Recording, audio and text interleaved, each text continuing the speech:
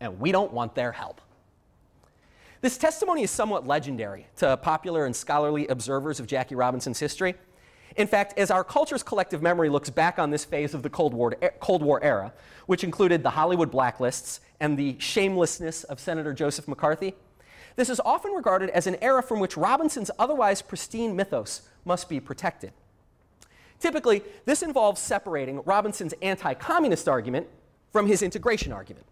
In 1949, of course, the testimony received near universal praise from the press.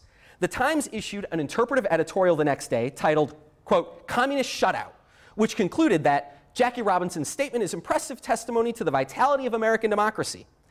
Robinson biographer Arnold Rampersad noticed that the patriotic aspects of Jack's speech clearly touched many white readers. The Baltimore Afro-American, one of the nation's largest black newspapers, offered a headline story claiming Jackie flays bias in Army. And Rampersad suggests that the black press emphasized the extent to which Robinson, quote, had been much more severe on racism than on communism. Indeed, Jackie himself tried to separate the two cases. Quote, "The white public should start toward real understanding by appreciating that every single Negro who is worth his salt is going to resent any kind of slurs and discrimination because of his race, and he's going to use every bit of intelligence, such as he has, to stop it," he said. "This has got absolutely nothing to do with what communists may or may not be trying to do." The historical upshot is that Robinson's opposition to racial discrimination was generally buried by the praise he received from his opposition to communism. Be that as it may, this position requires a distinction that doesn't really hold up, especially if we look past the arguments toward the way the speech helped to establish Jackie Robinson as a symbolic representative. Fundamentally, the speech was saturated with an anxiety about white perceptions. "White people must realize," Jackie said, "that the more a Negro hates communism because it opposes democracy, the more he is going to hate any other influence that kills off democracy in this country, and that goes for racial discrimination. Talk about communists stirring Negroes up to protests," he said, "only makes present misunderstandings worse." So it was not simply that Robinson made two arguments, each of which might have been emphasized in different ways by different advocates, but his anti-communism and his anti-racism were inescapably interdependent. Their conflation affirmed the logic and legitimacy of America's economic system and class structure, and sought to transcend racism in a way that whites would not only find unobjectionable, but crucial to the kind of interracial cooperation that affirmed the patience of liberalism. At its roots, Robinson's commitment to inclusion submitted a petition to white society for full, albeit unthreatening, participation in its social and political structures. The opening sentence of Baseball Has Done It, published 15 years after his HUAC appearance, announced that, quote, "The right of every American to first-class citizenship is the most important issue today. We Negroes are determined that our children shall enjoy the same blessings of democracy as white children." 3 sentences later, Robinson identified the crux of the problem. "We Negroes clearly understand that the falsehoods about our supposed inferiority have taken deep root in the minds of white Americans. They must be totally destroyed." To be clear, my point is not that the attempt to change white attitudes or undermine stereotypes was ill-advised. My criticism is centered on the we in We Negroes, and the political options that become available when that collective identity, that we, comes to be defined by the narrow judgment of others. Jackie Robinson's We Negroes were those whose politics and aspirations were fit for white consumption. He presented his position as self-evident, expressing displeasure at finding himself, quote, "in the middle of a public argument that has nothing to do with the standing of the Dodgers in the pennant race." After all, as he said at the beginning of his speech, it's certainly true that the question of communist activity in the United States isn't partisan politics. Except that communist activity in the United States was partisan politics to communists, including black communists like Paul Robeson.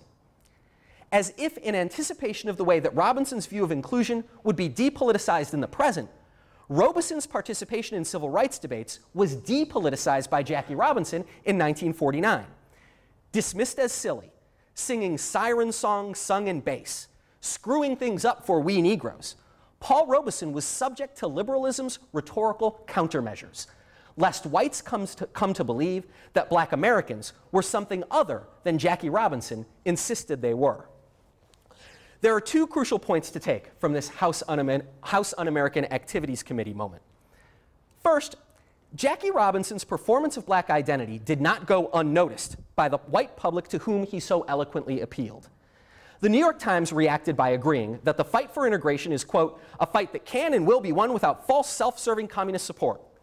The Post excerpted Robinson's statement under the heading, Credo of an American.